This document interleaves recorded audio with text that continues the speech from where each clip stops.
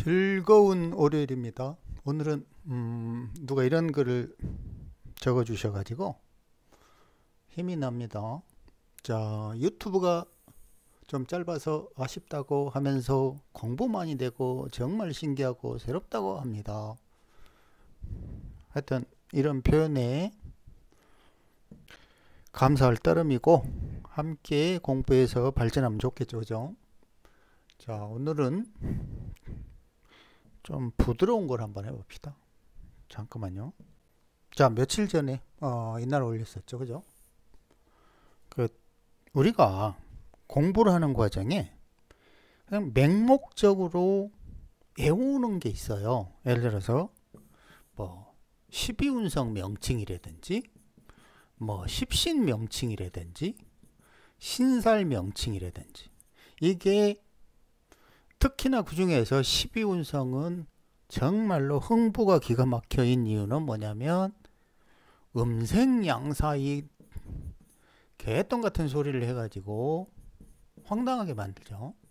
다른 것들은 그나마 순서가 이렇게 뭐 순차적인데 12운성은 양간, 음간을 따로 놀면서 음색양사라는 터무니없는 이론까지 만들어내니까 10년을 30년 하면 뭐해, 그게 이해가 안 되니까 음색양사가 맞네 틀리네를 30년 아니라 1000년 동안 하고 있는 거지.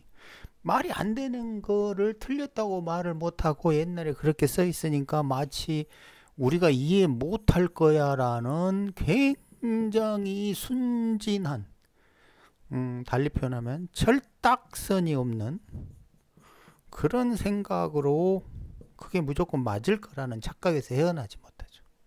그러니까 예를 들어 뭐 정하다, 그러면 이렇게 삼각형을 그려가지고 사유축 이래가지고 아하, 시간은 4에서 출발해서 유금을 통해서 결론적으로 피크에 달아서 결론적으로 축토에서 마감하고 임묘진을 지나서 축임묘진 사화에서 다시 생겨나겠구나. 근데 이게 음색양사로 황당무계하게도 어떻게 돼버렸어요? 유금에서 장생에서 이 거꾸로 가고 있어요. 시간은 이렇게 흘러가고 있는데 마치 시간이 거꾸로 가는 게 맞는 것처럼 그러고 설명하고 있으니 진짜 황당한 것 아니겠습니까? 자, 그런데 이게 에너지의 특징을 규정하는 게 굉장히 중요한 이유가 뭐냐면 이런 것들에 대한 흔들리지 않는 기준점을 잡을 수 있기 때문이죠. 근데 만약에 기준이 없다고 그러면 그냥 무조건 외우는 거야. 그러니까 시공학의 모토 뭐냐면 외우는 명리학은 가라죠. 아니, 세상에 외우는 명리학이 어디 있어? 다 이해하는 거지. 이게 말이야, 막걸리야. 명리학을 어떻게 외우고 있냐고. 이해를 해야지. 사화에서 유축까지 흐르는 과정을 삼합운동을 할 수밖에 없는 이유는 정화가 그 본성이 열, 중력, 수렴작용 때문이죠.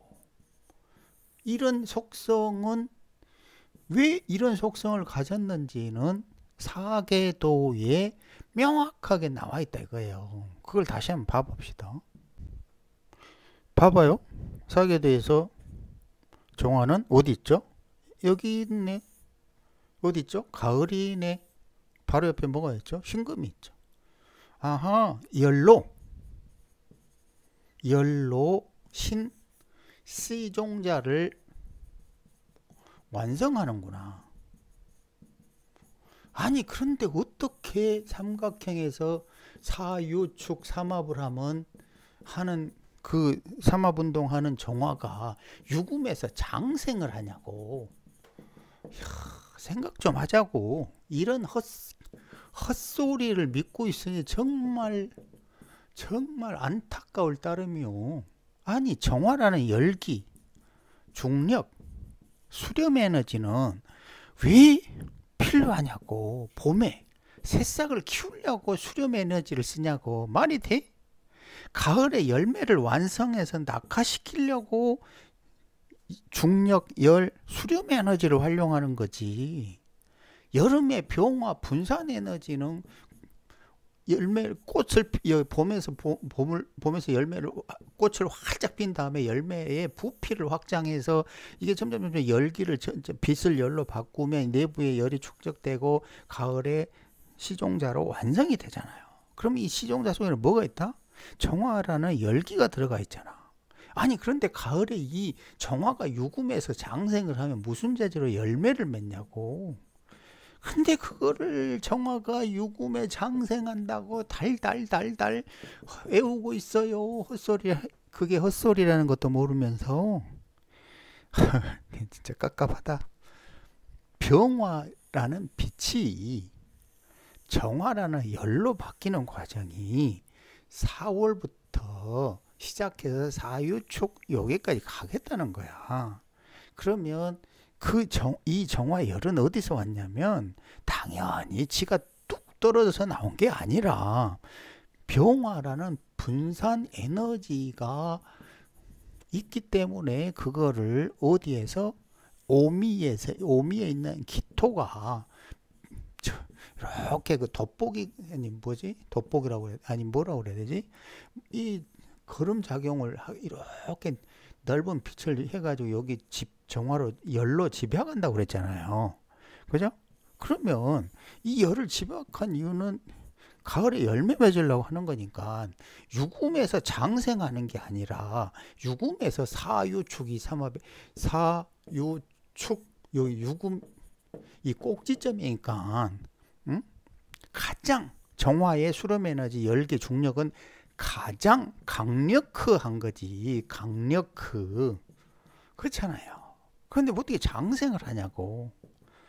이런 걸 말이야 막걸리야라고 하는 거지. 말도 안 되는 소리를 마치 맞는 것처럼 헛소리를 하고 있는 거야.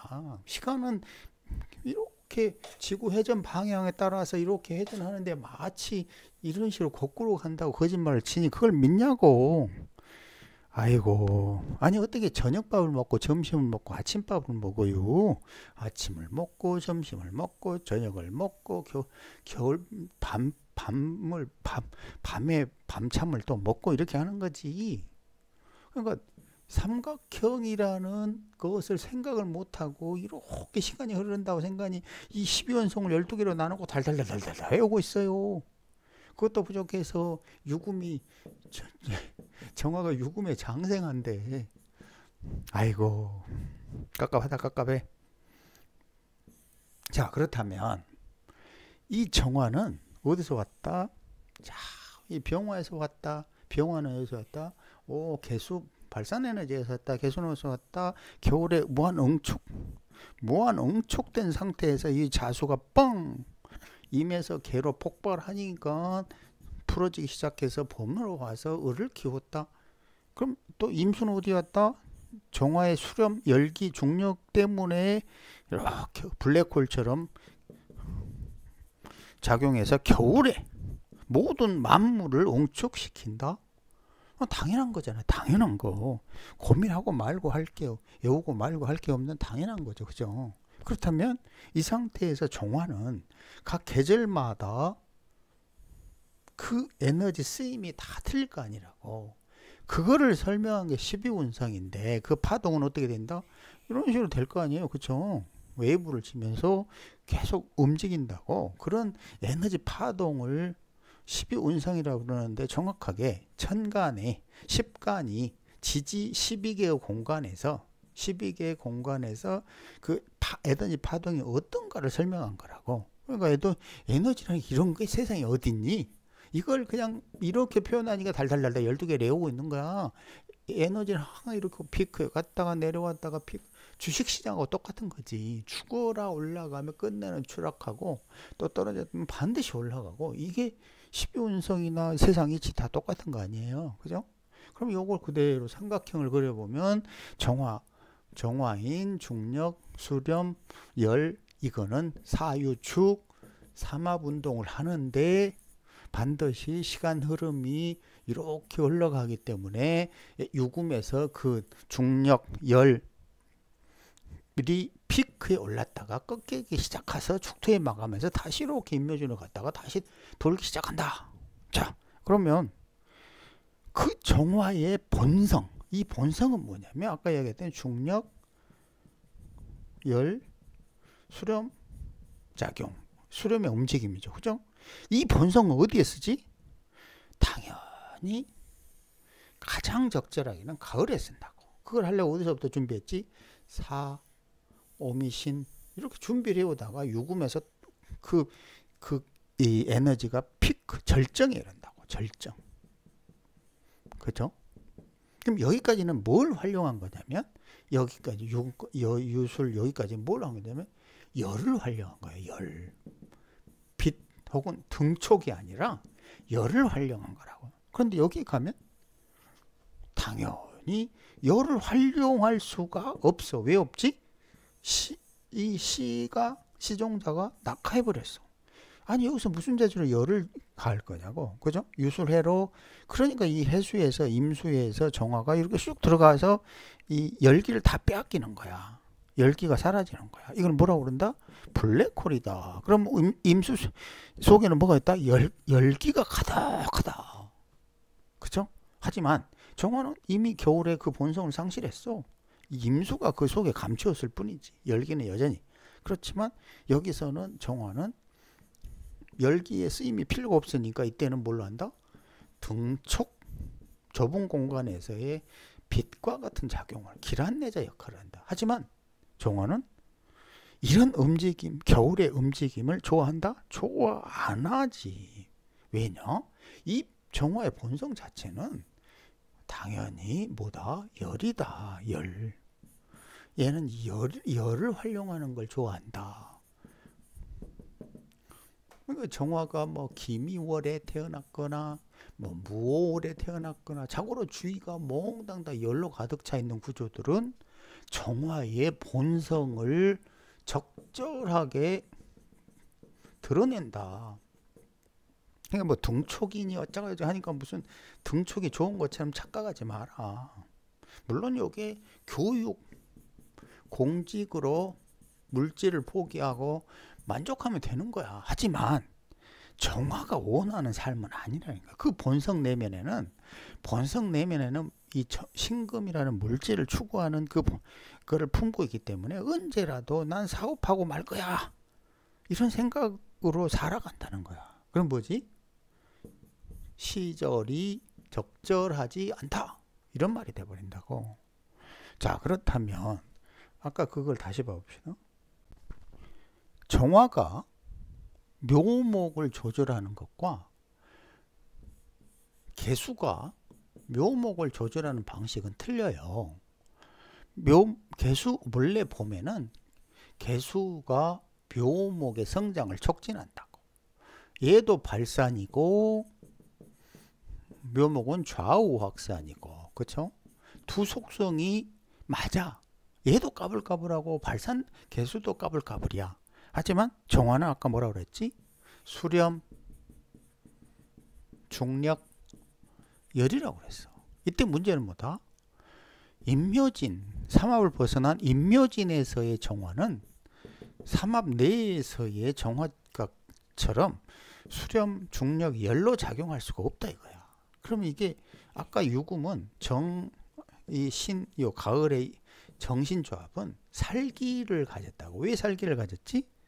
이 신금 내부에 열을 주었기 때문에. 열을 줬다는 말은 무슨 말이지? 움직임이 무거워져. 무겁다야. 이걸 뭐라고 그러냐면 어려운 말로 변은 익으면 고개를 숙여요. 고개를 숙여요. 그런다고. 철들었다 이거지. 철들었다는 뜻은 뭐게? 열이 들었다는 거야. 열이 내부에 감춰진 거라고. 그러니까 표의 한문을 보면 열이 있다고. 왜냐면 당연히 그 열이 왜 있는 거야? 병화가 금액에 열을 가해서 실질적으로 정화인 열로 축적되어 있기 때문에. 빛으로 축적될 리가 없잖아. 당연히 열로 축적되는 거죠. 그죠?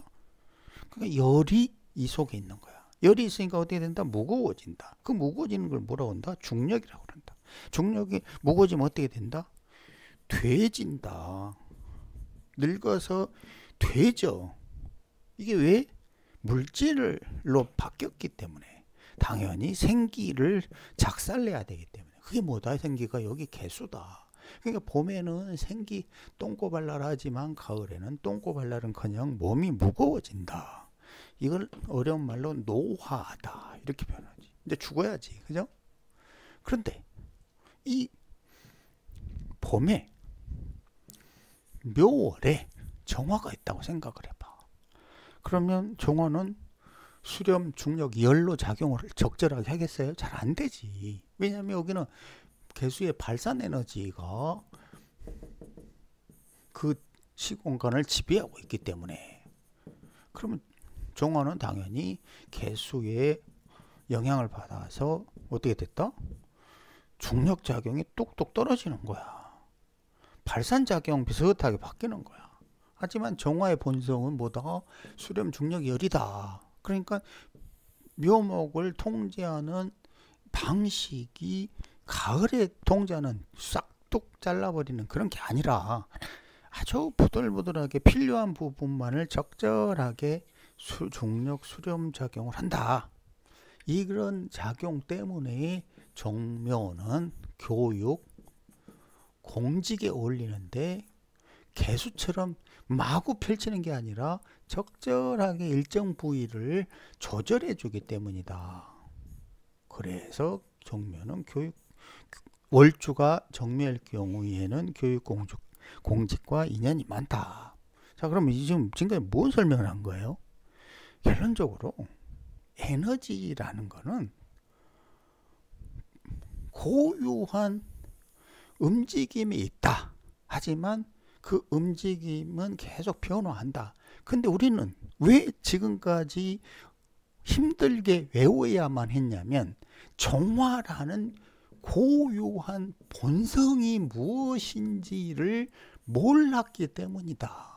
이게 그냥 봄에도 어쩌고 여름에 어쩌고 가을에 어쩌고 겨울에 어쩌고 하지만 뭘 몰랐다? 근본적인 본성이 뭐냐 이걸 몰랐다 이거야. 그런데 분명하게 정임계로 정화는 뭐다? 중력, 열, 수렴 에너지, 언제? 가을에 활용하는 이걸 규정을 사계도로 규정을 했기 때문에 뭐가 된다? 그 본성을 이해하게 됐다. 나머지는 변형이라는 걸 이해하게 됐다. 그러니까 본질과 변화를 이해하면서 흔들리지 않는 기준점이 생겼다. 얼마나 편하냐고. 이 기준점이 생기면 뭐 하면 어떻게 되는 거지? 왜 외우냐고. 외우는 명리학은 가라.